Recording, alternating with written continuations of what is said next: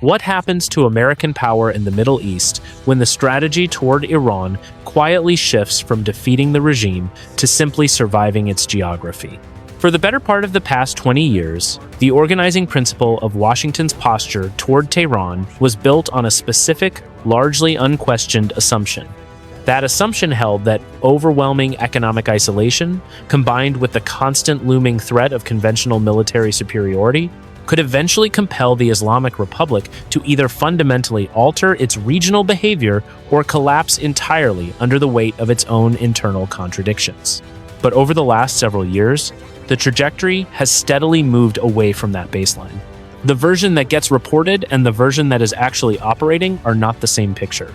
What analysts of regional security are increasingly observing is not a loud, formal declaration of policy change, but a quiet, deeply structural pivot toward a doctrine of managed containment. The metric of success in this new era is no longer regime change, ideological transformation, or definitive military victory. Instead, it is the absorption of friction, the stabilization of global markets, and the careful avoidance of uncontrolled, theater-wide escalation. To understand why this shift has become a strategic necessity, one must look closely at the defining constraint of the region, the Strait of Hormuz. This is not merely a vital shipping lane. It is a mathematical reality that fundamentally dictates and limits American military options. Roughly 25% of the world's daily oil consumption and 20% of global liquefied natural gas must transit through this narrow geographic bottleneck. For decades, the continuous presence of American carrier strike groups in the Persian Gulf was treated as an absolute, ironclad guarantee of global market stability. The unstated premise in Washington was always that any Iranian attempt to close or seriously disrupt the strait would be met with an immediate, overwhelming, and conclusive military response that would neutralize the threat in a matter of days. But the steady proliferation of asymmetrical warfare capabilities has structurally altered that historical calculation.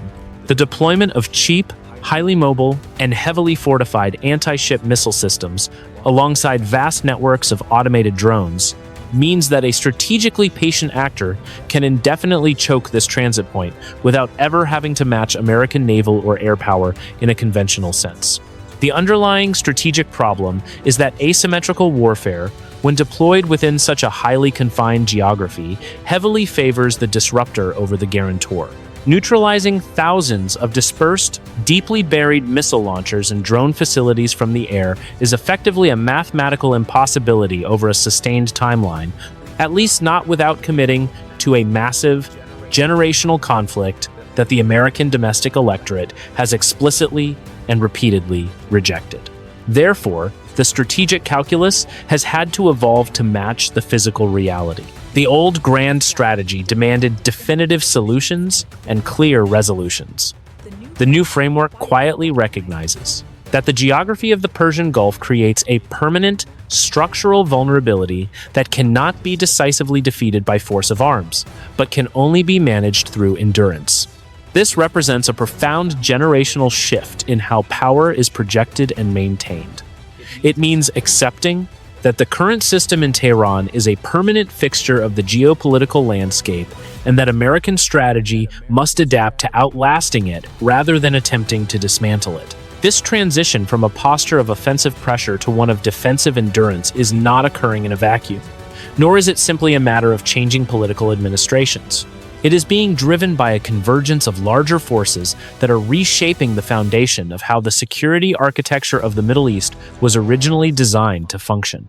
To see how profoundly this architecture is changing, one must first look at the traditional baseline that governed Western security policy for decades. The original architecture of American strategy in the Persian Gulf was forged. In the aftermath of the 1979 Islamic Revolution and the subsequent tank war of the late 1980s, the load-bearing assumption of that era was that a mixture of severe economic exclusion and explicit conventional military dominance could keep the regime permanently off balance. Underneath the surface, the load-bearing assumption was different. The system was designed around the idea that the Islamic Republic was an inherently fragile, highly unstable revolutionary anomaly that could either be pressured into a standard nation-state framework or forced into internal collapse. Every major policy mechanism deployed by Washington over the past 35 years, from the dual containment policies of the 1990s to the crushing unilateral sanctions of the late 2010s, was built on this foundation of ultimate transformation.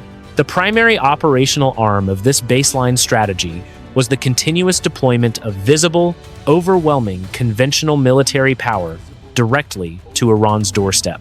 The United States Fifth Fleet, headquartered in Bahrain, served as the physical manifestation of this policy. The system functioned by creating an escalation ladder where Washington held every advantage at every single rung. If Tehran attempted to close the Strait of Hormuz or harass commercial shipping, the response framework dictated a conventional maritime campaign designed to systematically dismantle the Iranian Navy and air defense network. This exact scenario was demonstrated during Operation Praying Mantis in 1988, when American forces destroyed half of Iran's operational surface fleet in a single day. For a generation of planners in Washington, that engagement became the definitive proof of concept. It established a psychological baseline that conventional dominance could always enforce regional stability by making the cost of defiance completely unsustainable for the clerical leadership in Tehran. Furthermore, this baseline relied on a highly centralized economic weapon. By effectively disconnecting the Iranian banking sector from the global financial system and imposing secondary sanctions on any nation purchasing Iranian crude oil, Washington believed it could starve the regime of the hard currency required to maintain its internal security apparatus and its regional proxy networks. The ultimate objective was never a permanent stalemate. The goal was a definitive conclusion, an earned victory, where the leadership in Tehran would eventually be forced to choose between the survival of the state and the abandonment of its revolutionary ideology. This was a strategy born in an era of undisputed American unipolar authority, when the logistical and economic capacity to enforce global isolation was absolute, and when alternative global power centers were either unable or unwilling to offer Tehran a meaningful structural lifeline. For nearly 4 decades, this was the standard template, an offensive posture designed to compel capitulation through systemic exhaustion. The official narrative ends where the structural narrative begins. This entire historical baseline depended on conditions that have quietly eroded beneath the feet of regional planners as the rise of alternative global alignments and the sheer physical evolution of asymmetrical technology began to systematically undermine the efficacy of conventional deterrence. What the public conversation has not yet absorbed is the structural reality below it, where a convergence of competing global priorities has severely degraded the sustainability of the old offensive containment model. Washington is currently absorbing 4 distinct pressures at once, each of part of a larger systemic realignment that forces a reevaluation of Middle Eastern commitments. The first and most prominent pressure is the strategic necessity of the Indo-Pacific pivot. For over a decade, successive American administrations have explicitly stated that the primary long-term challenge to the international order sits in East Asia, specifically regarding the maritime balance of power in the South China Sea and the Taiwan Strait. Every carrier strike group, every sophisticated air defense battery, and every precision-guided munitions stockpile kept permanently stationed in the Persian Gulf to deter Tehran is a direct theft of resources from the primary theater of competition. As the naval expansion of alternative great powers accelerates, the luxury of dedicating massive, open-ended conventional deterrent forces to a secondary theater has shifted from a costly option to an unsustainable strategic vulnerability. The second pressure is the rapidly changing math of the American defense industrial base. The prolonged conventional conflicts of the early 2020s have exposed a critical bottleneck in the Western capacity to mass-produce advanced munitions, air defense interceptors, and precision weaponry. In a sustained confrontation with Iran, the sheer volume of asymmetrical threats, including thousands of low-cost loitering munitions and anti-ship ballistic missiles deployed by the Revolutionary Guard, and its regional network, would require an immense expenditure of highly sophisticated, million-dollar air defense interceptors like the Standard Missile-6 or the Patriot Advanced Capability 3. This creates a deeply unfavorable cost-exchange ratio.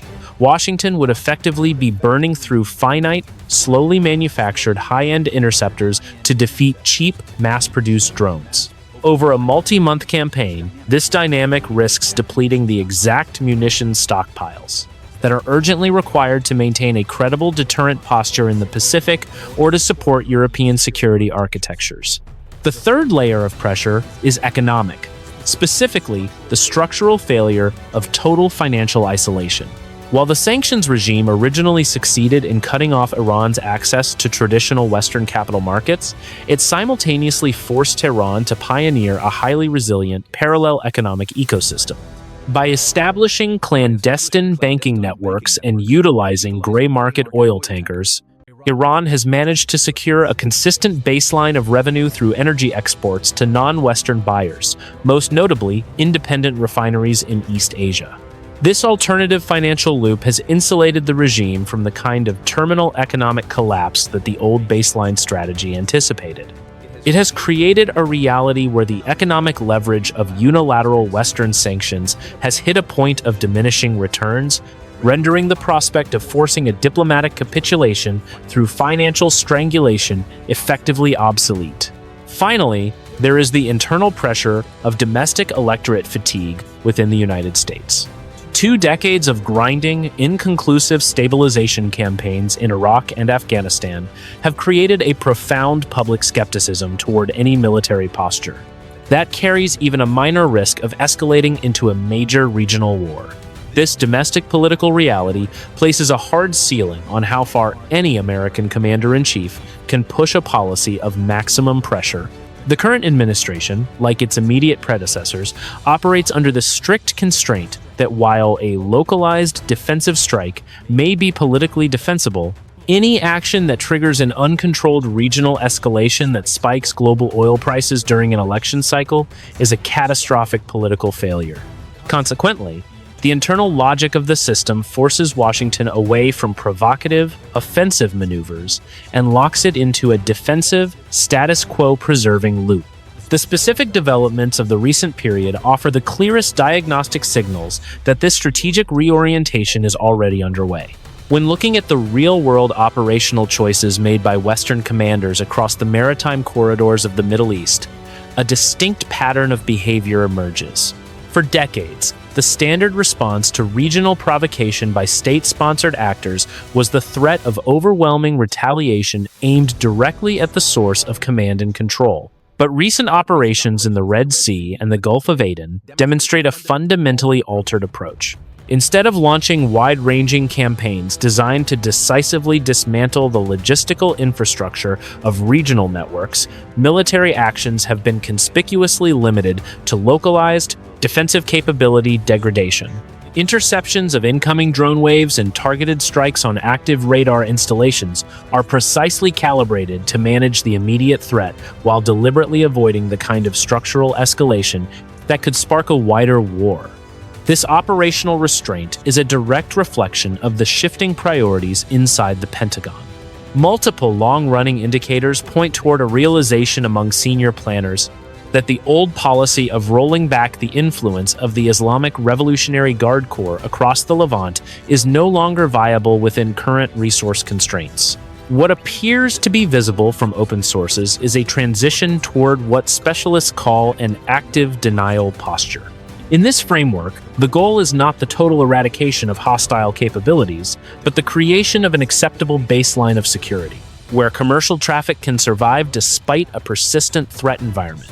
The focus has moved from eliminating the danger to creating protective bubbles around critical infrastructure and shipping lanes, effectively treating the presence of hostile, asymmetrical actors as a permanent environmental condition rather than a temporary problem to be solved by force.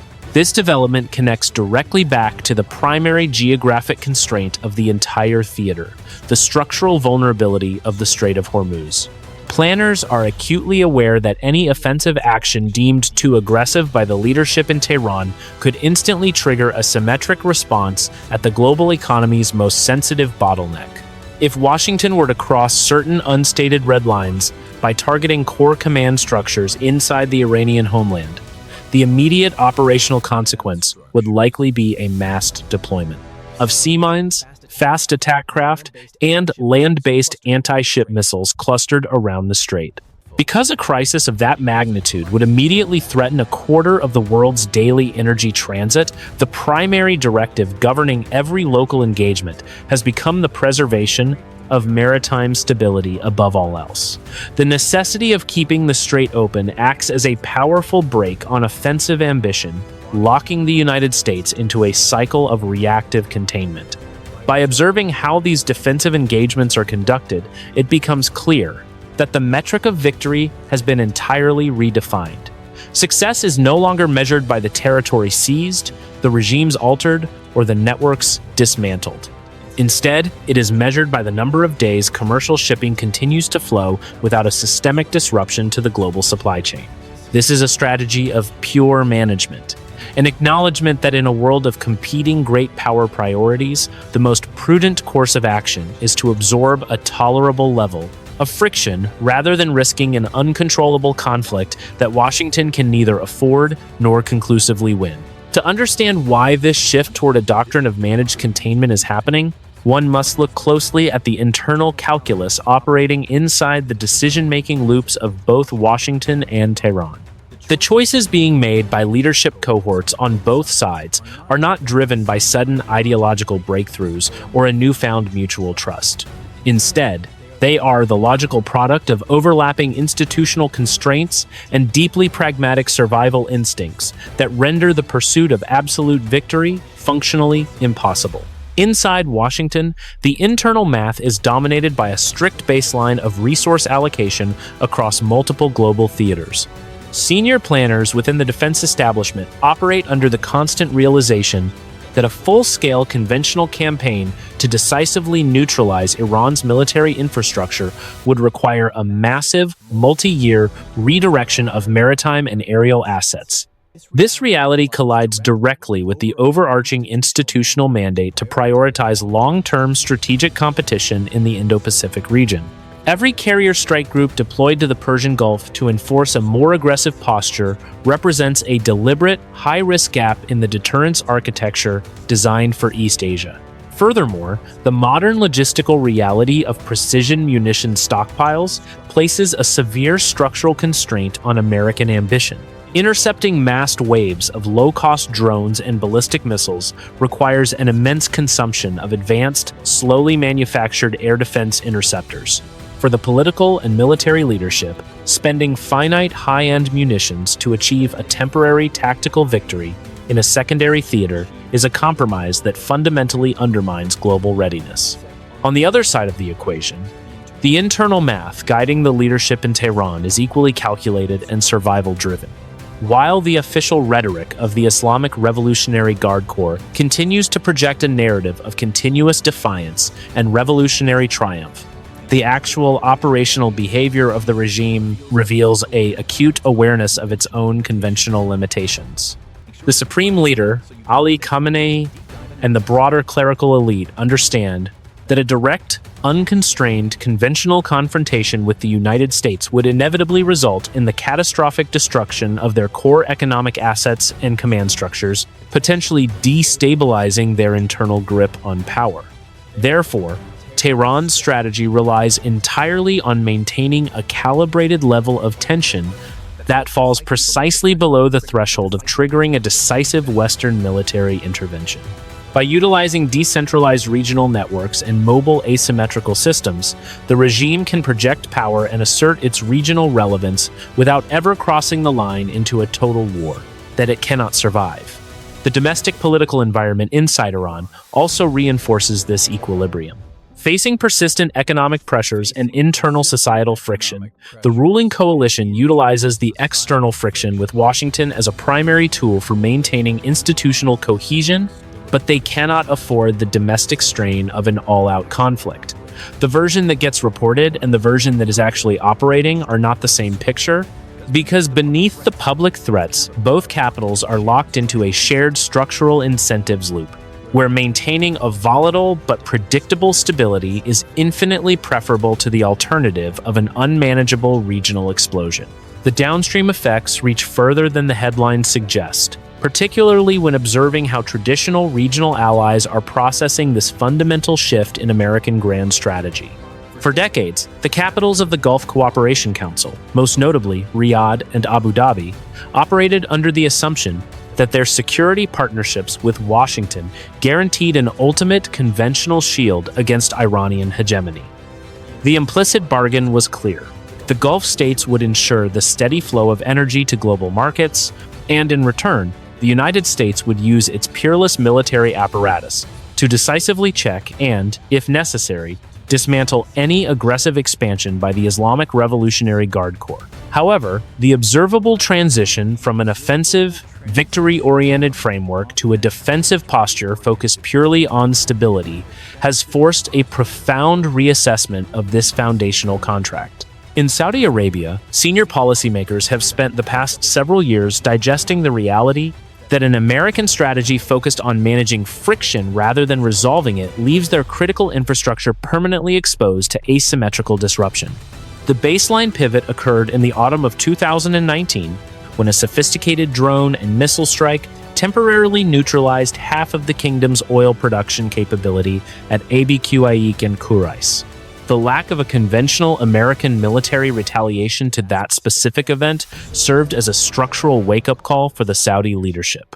It demonstrated that Washington's escalation threshold had fundamentally altered. Realizing that a strategy of pure containment would transform the Arabian Peninsula into a permanent theater of absorbed friction, Riyadh chose to execute its own independent diplomatic course.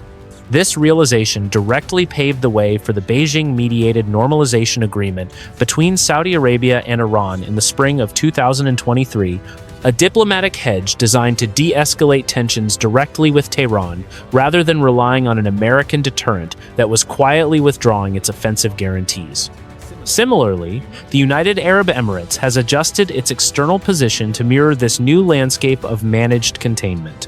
Abu Dhabi, sitting directly across the narrow waters of the Persian Gulf, has long understood that any major conventional conflict between the United States and Iran would result in the immediate, catastrophic destruction of its own highly concentrated economic assets, tourism hubs, and desalination plants. As American policy has shifted toward preserving a baseline stability, the Emirates has aggressively pursued a dual-track strategy of localized deterrence and active economic engagement with Tehran.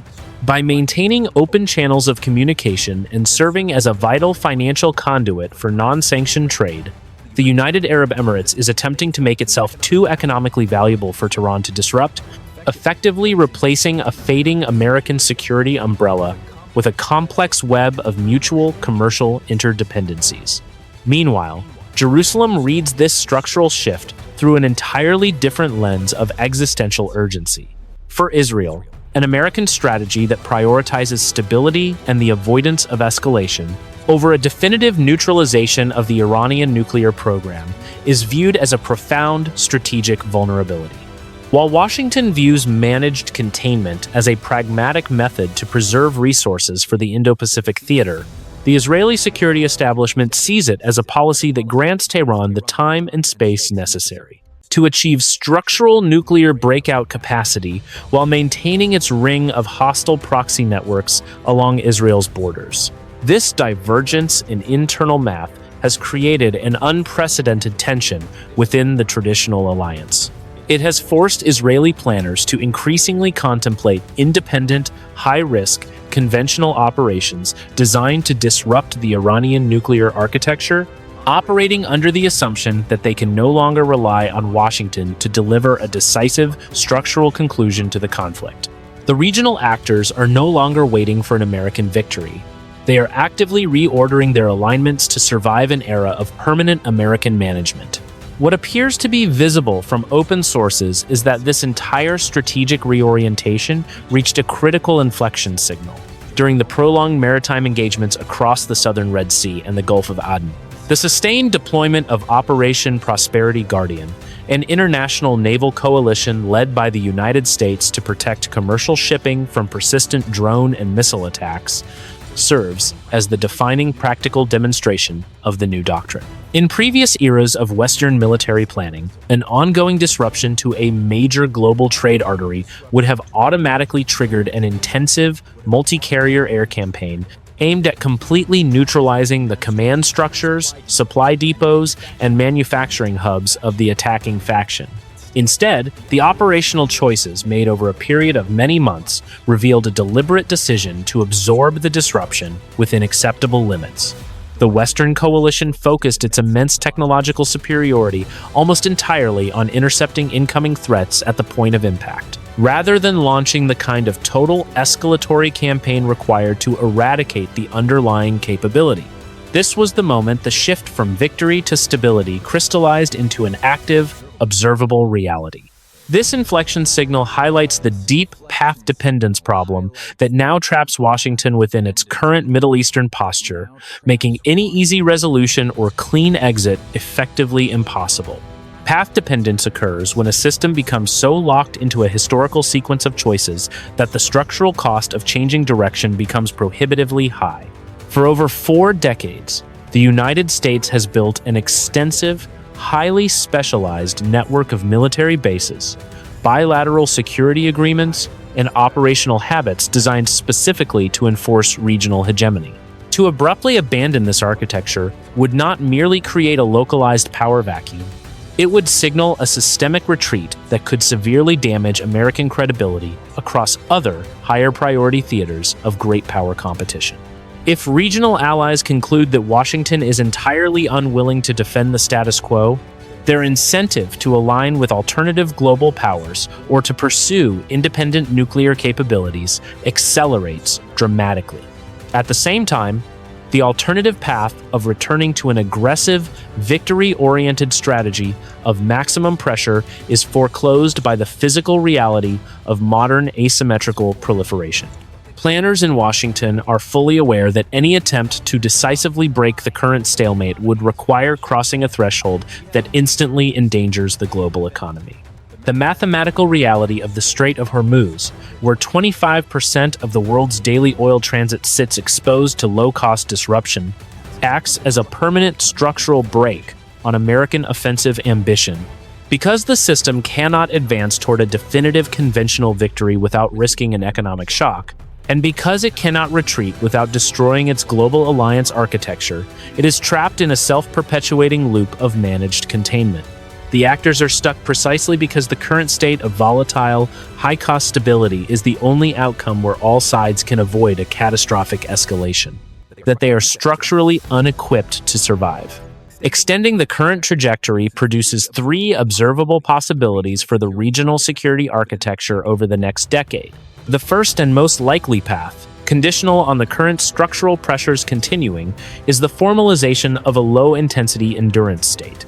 In this scenario, the United States completely abandons the fiction of achieving a definitive diplomatic or military resolution with Tehran, choosing instead to permanently commit a highly optimized, specialized rotation of maritime and air defense assets to the region.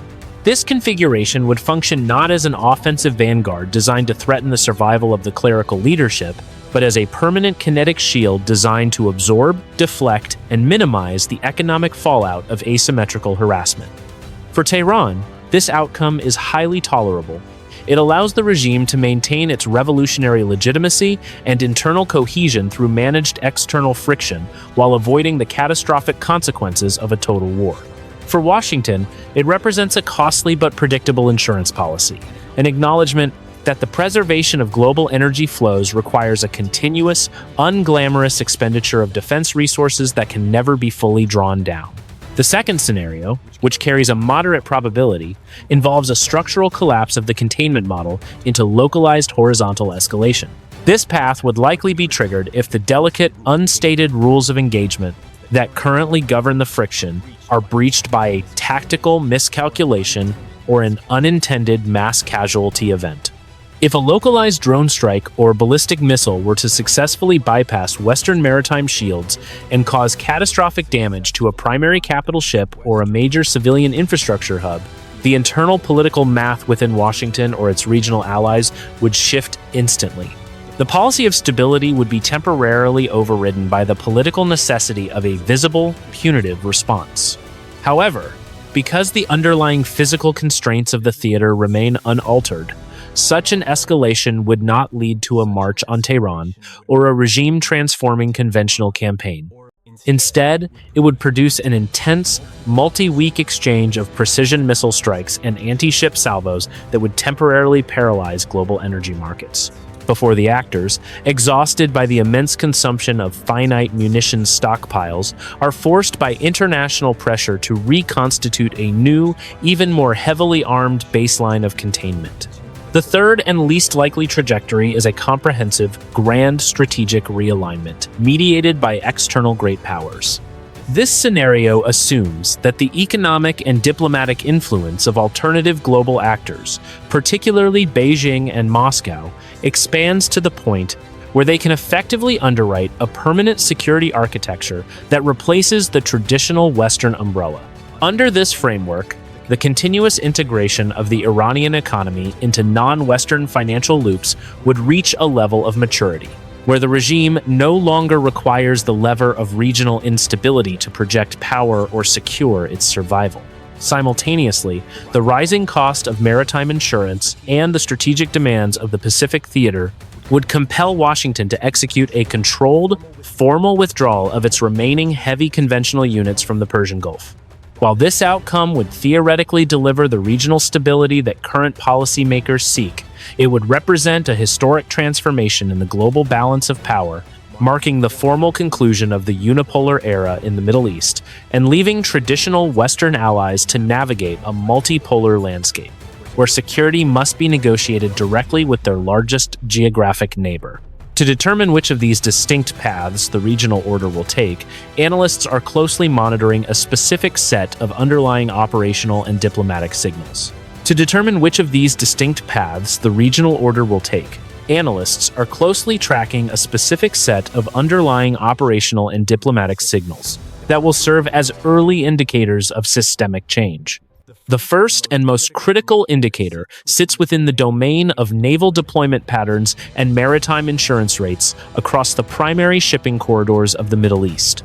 If the United States defense establishment begins to quietly draw down its continuous carrier strike group presence in the region, replacing it with a modular architecture of land-based air defense batteries and unmanned maritime surveillance assets, it will signal a formal commitment to the long-term endurance state.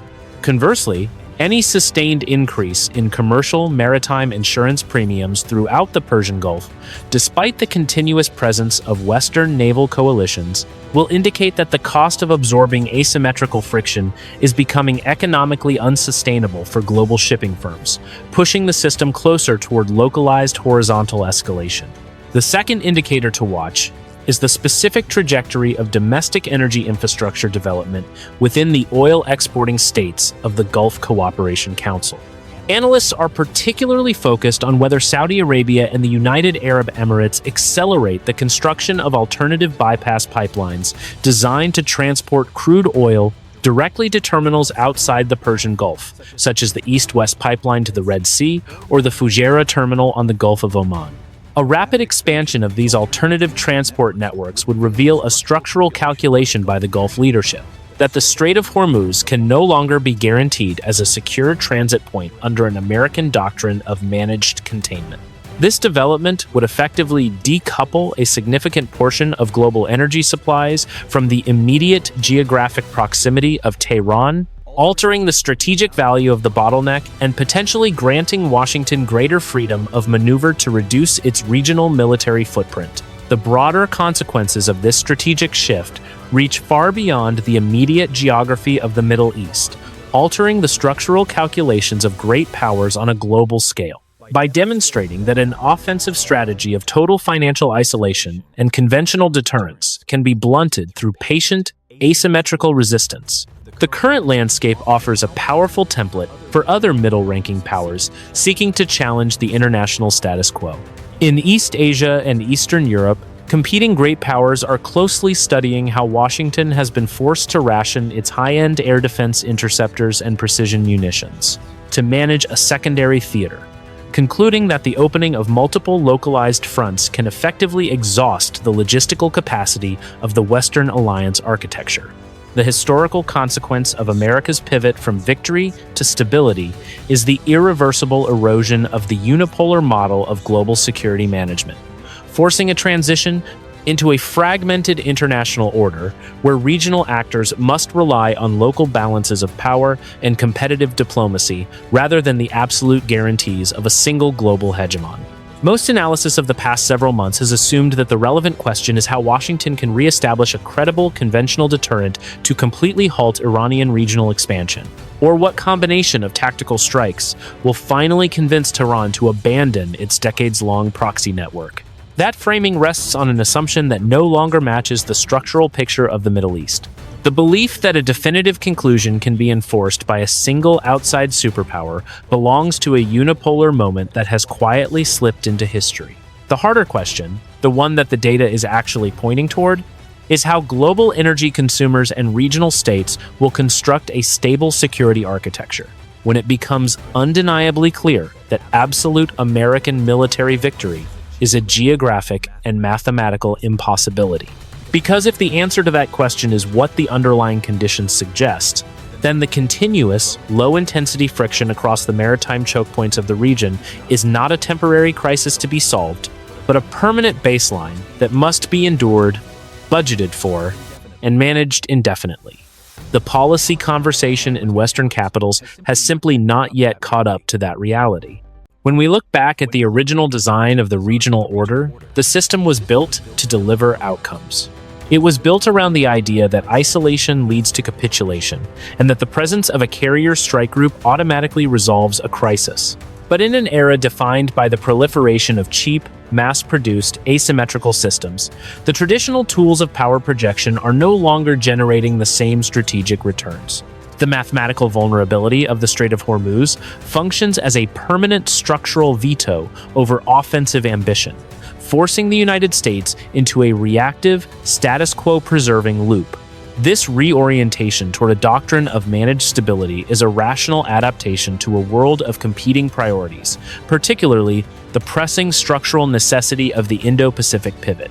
It represents a pragmatic realization that in a multipolar environment, a superpower must learn to ration its high-end munitions, protect its defense industrial base, and accept a tolerable baseline of regional friction rather than risking an uncontrollable, theater-wide war that serves no long-term grand strategic purpose.